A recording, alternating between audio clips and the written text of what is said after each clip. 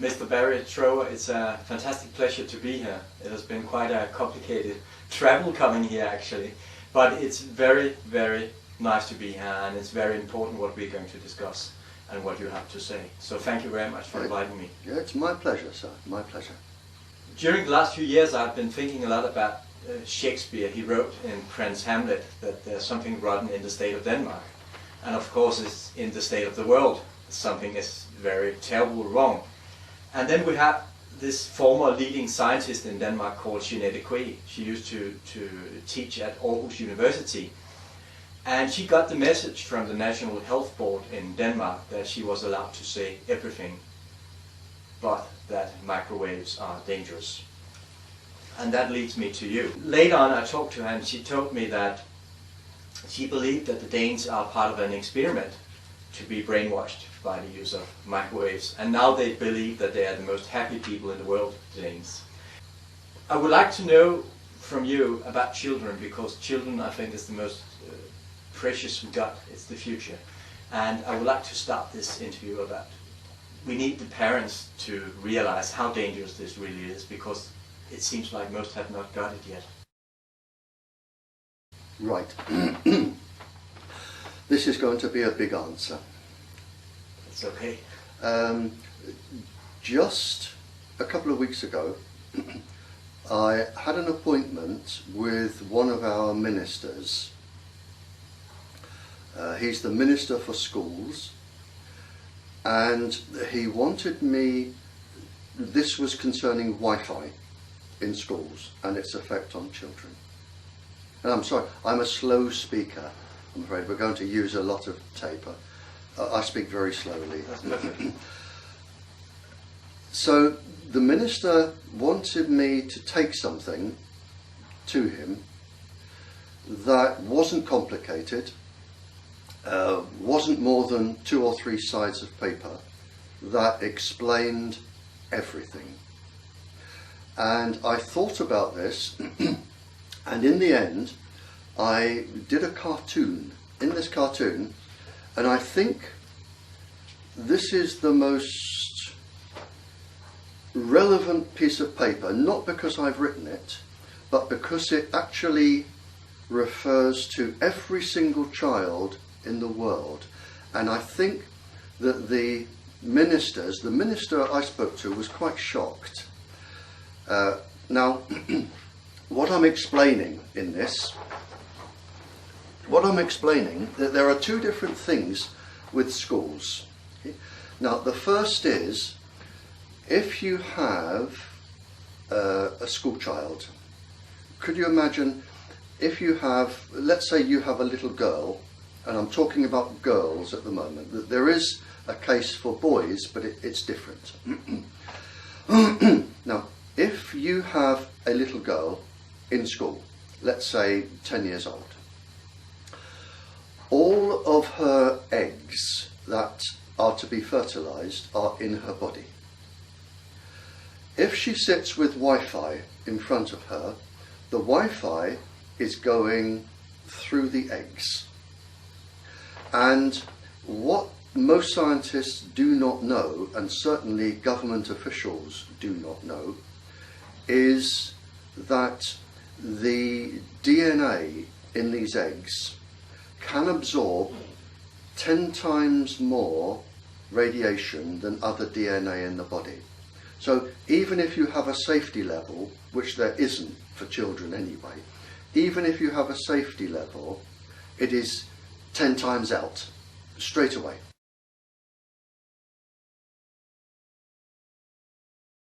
So you are irradiating the eggs inside your little girl.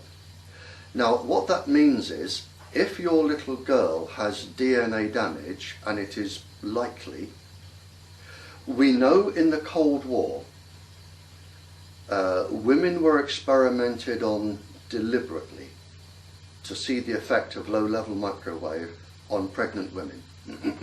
And we know that 47.7% of the women had miscarriages in the first 8 weeks of pregnancy.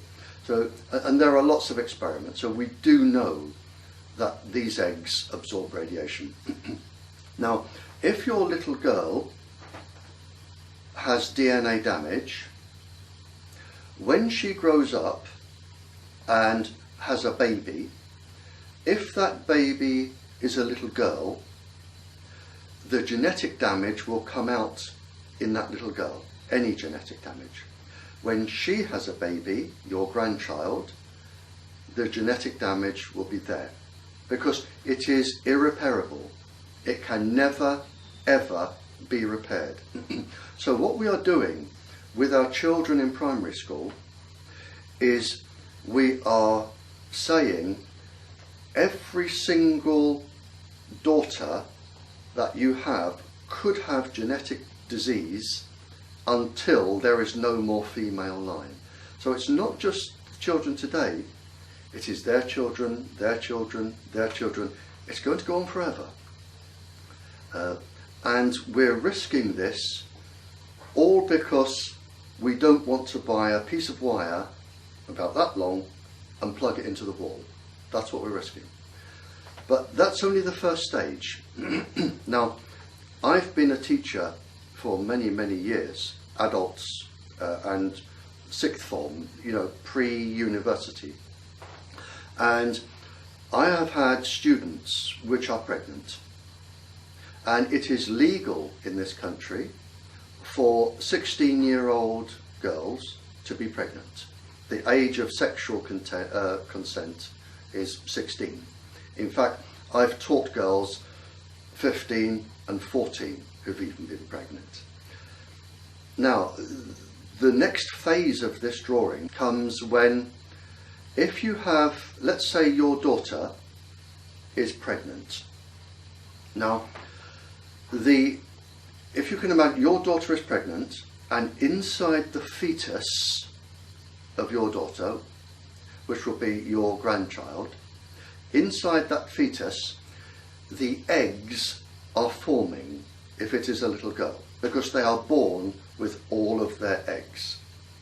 So the eggs are forming, and in the first 100 days, your grandchild's eggs are forming. But for the first maybe 50 days, your daughter probably would not know she was pregnant. She wouldn't take any precautions. But also for the first 100 days, and this is, again is what the scientists don't realise, is in the fetus or the embryo, there is no defence mechanism in the body, in the baby, to protect it from radiation.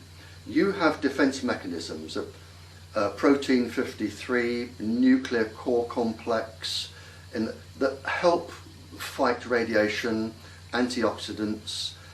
The embryo doesn't have any of those.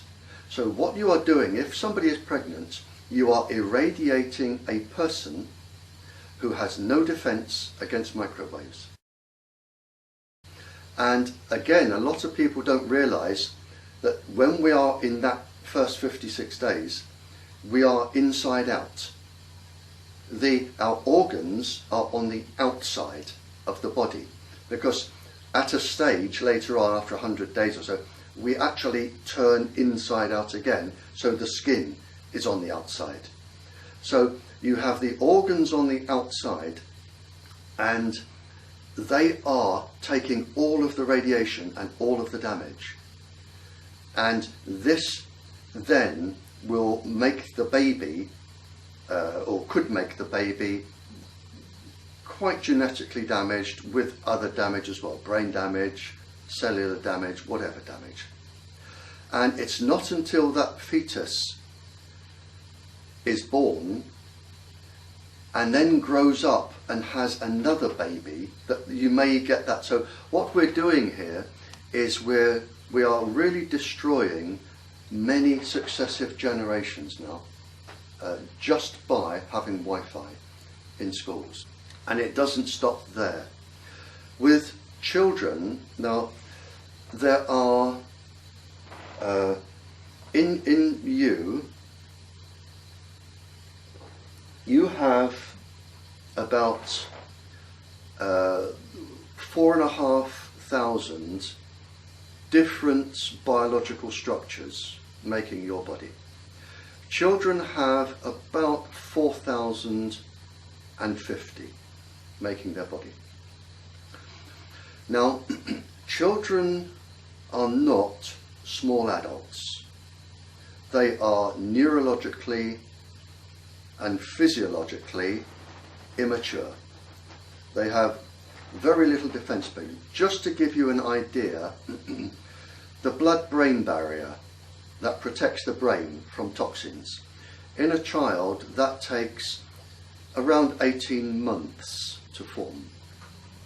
The nervous system in the body that controls all of our muscles, all of our movement, everything, that takes around 22 years to form properly. There are 122 different layers, if you like, of insulation around the wiring in the body that take 22 years. And it is known, it's laid down by a process called protein synthesis, and protein synthesis is known to be affected by microwaves. The immune system takes around 18 years to develop in a child, and again it is known that the first symptom of microwave syndrome is an attack on the immune system. So what we are really doing by unregulating or deregulating or having no regulation for microwaves, we are really putting a very, very great risk on every single generation. And if it were just me sitting here and nobody else in the world agreed, I might think, well, maybe I'm wrong. But in just the last few months, we know what I said to you about pregnancy and childbirth. We know that is right because there are mammalian species, cats, dogs, mice, rabbits. There are mammalian species who do not take 20 years to have a generation. They can do it in 1 year or 2 years. And vets have already started publishing papers about birth defects, lots of different birth defects, miscarriages, all sorts of problems with birth. And they specifically publish this is due to low-level radiation from microwaves. So we know it started happening with the animal kingdom. We know just in the last few months there is a 3,000% increase in cancers in children in China, a 21% increase that has been found in brain tumours, I think across Australia. There are several published papers now, and I think the most frightening is from the Russian National Radiation Committee with UNICEF, which is the children's charity.